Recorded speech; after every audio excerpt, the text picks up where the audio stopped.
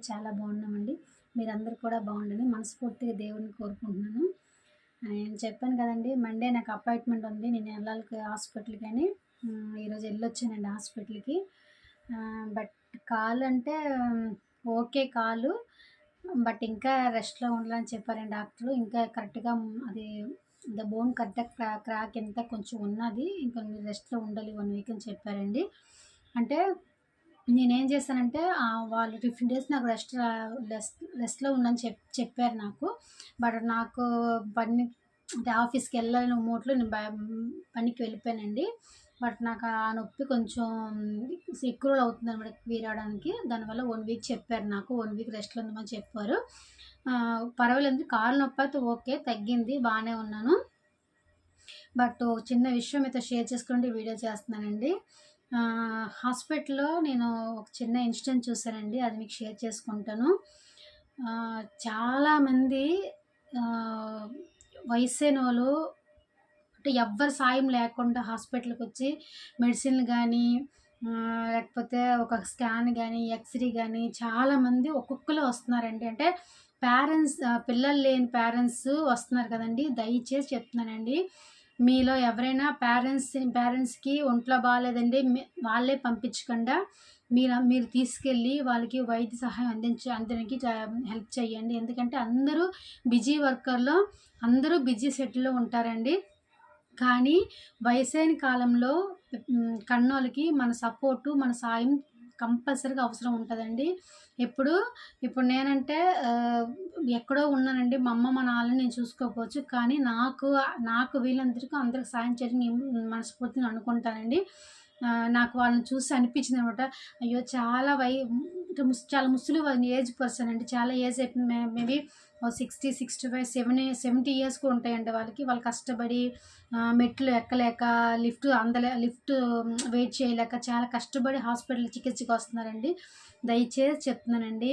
మీ పేరెంట్స్‌కి వయసైపోయి ట్రీట్మెంట్‌కి ఎక్కడైనా హాస్పిటల్‌కి వెళ్తే మీరు స్వయంగా మీ చేతులతో హాస్పిటల్‌కి తీసుకెళ్ళి వాళ్ళకి ట్రీట్మెంట్ చేయించి ఒక్క 5 minutes or half an hour వాళ్ళకి మీలో ఉన్న టైంని స్పెండ్ చేయండి. తప్పు కాదండి.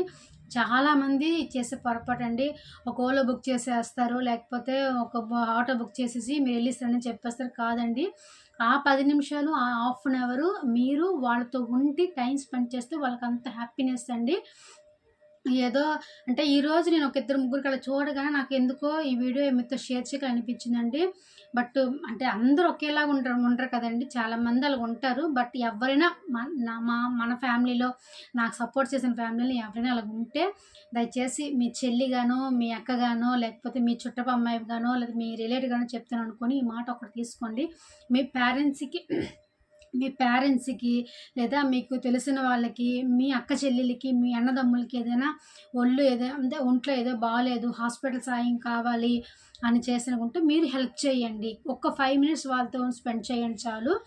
ఆహ్, అదేనండి. నాకే నా నా బాడీ చెక్స్ అయితే పర్వాలేదు. ఓకే అయిపోయాను. కొంచెం కాలు పెయిన్ ఉందండి. నాకు ఇప్పుడు 1 వీక్ తర్వాత మళ్ళా అపాయింట్మెంట్ ఉంది. మళ్ళీ ఎళ్ళాలి నేను. ఆ హాస్పిటల్‌లో నేను వెళ్ళి నా ట్రీట్మెంట్ అయితే డాక్టర్ గారితో మాట్లాడినాను. డాక్టర్ గారు చెప్పారు ఆహ్, అంద నా బోన్ కొంచెం పీలప్ అయింది కదా! అది కొంచెం తగ్గాలి ఇంకా. అంటే ఎక్స్‌రే ఏం తీయలేదండి. టచ్ చేసి చూసి చెప్పారు ఆయన. ఎక్స్‌రే ఏమి అవసరం లేదమ్మా. 1 వీక్ 10 డేస్ కట్టుమట్టు ఇలాగే ఉంచుకొని 10 డేస్ అయితే వచ్చి రిమూవ్ చేసుకొని చెప్పారు. నేను ఓకే సార్ అని చెప్పేసొచ్చానండి. బట్ నేను వెయిటింగ్‌లో ఉన్నంత హాఫ్ అన్ అవరు నాకు అంటే మార్చి వాళ్ళే చూసేసరికి నాకు ఒకలాగా అయిపోయిందండి హాస్పిటల్‌లో. అంటే నేను హాస్పిటల్‌కి ఎక్కువ వెళ్ళనండి. ఎక్కువ వెళ్ళను మీన్స్ నా హెల్త్ కోసం ఎక్కువ హాస్పిటల్‌కి వెళ్ళను. మాక్సిమం ఇంట్లో మెడిసిన్ లేకపోతే వంటింటి వైద్యంలాగా వంటింట్లో ఏవో చాలామంది తెలీదండి. మన వంటింట్లోన చాలా వైద్యం ఉందండి. నేను వంటింటి వైద్యం బాగా నమ్ముతాను. నాకు తగ్గుతది కూడా. మా పిల్ల కూడా మాక్సిమం మెడిసిన్ అంటే మెడికల్ షాప్‌లోకెళ్ళి వైద్యం అంటే తక్కువ ఇస్తానండి. నేను నా వంటింటి వైద్యం చాలా ఎక్కువ చేస్తాను పిల్లకి. పిల్లకి క్యూర్ అవుతది. నాకు అవుతది. దానివల్ల నేను హాస్పిటల్‌కెళ్ళేది మెడిసిన్ వేసుకొని చాలా తక్కువండి.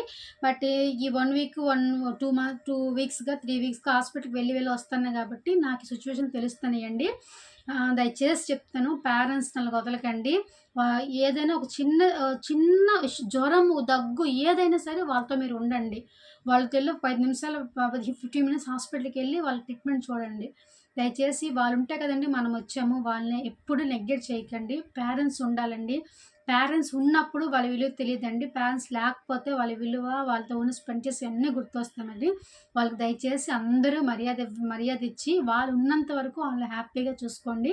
ఏదో ఈ విషయం మీకు చెప్పాలని ఈ వీడియో చేస్తున్నానండి. ఏదైనా తప్పుగా చెప్పుంటే నన్ను క్షమించండి. ఈ రోజుకి ఇదేనండి వీడియో. మీ అందరికి నచ్చితే దయచేసి నన్ను సపోర్ట్ చేసి ఈ వీడియో లైక్ చేసి, షేర్ చేసి, సబ్స్క్రైబ్ చేయండి. థ్యాంక్ యూ ఫ్రెండ్స్ అందరికీ. బాయ్ అండి.